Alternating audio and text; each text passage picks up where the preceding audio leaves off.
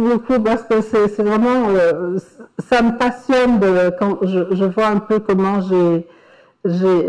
édifié ce travail. En fait, j'ai voulu restituer cette histoire qui n'est enseignée nulle part, évidemment,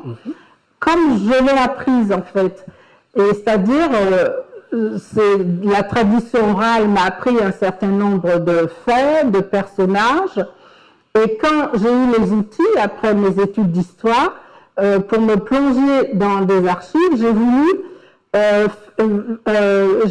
contrôler, pas contrôler, mais j'ai voulu m'intéresser en parallèle à tout ce qu'il y avait comme source écrite sur ces informations que j'avais reçues oralement. Pourquoi? C'est parce que je ne voulais pas qu'on dise, parce que comme ça a été le cas, par exemple, certains universitaires français notamment, qui disent oui, c'est un travail militant, ou comment on peut faire confiance, voilà, on aurait dit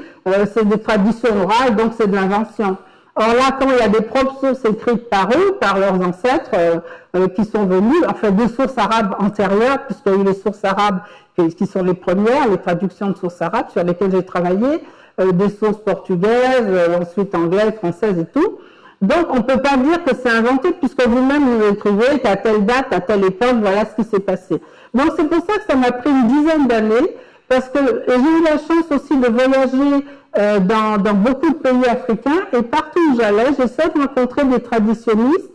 et je disais, par exemple, j'ai vu écrit qu'il y a eu telle femme qui a fait telle chose à telle époque, est-ce que ça vous dit quelque chose? Et en établissant des relations de confiance, parce que malheureusement, chez nous, tout le monde n'aime pas parler et transmettre cette histoire, j'arrivais à avoir des informations complémentaires. Alors avec les sources orales, j'ai eu des données sur la manière dont les gens vivaient, sur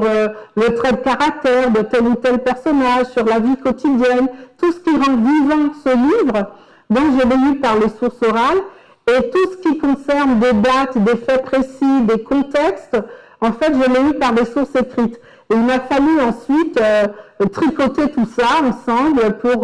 reconstituer un décor. Et c'est pour ça qu'il y a beaucoup de lecteurs qui me disent on a l'impression de faire partie des personnages que vous décrivez ou des scènes que vous décrivez. Et j'ai voulu que ce soit le plus vivant possible parce que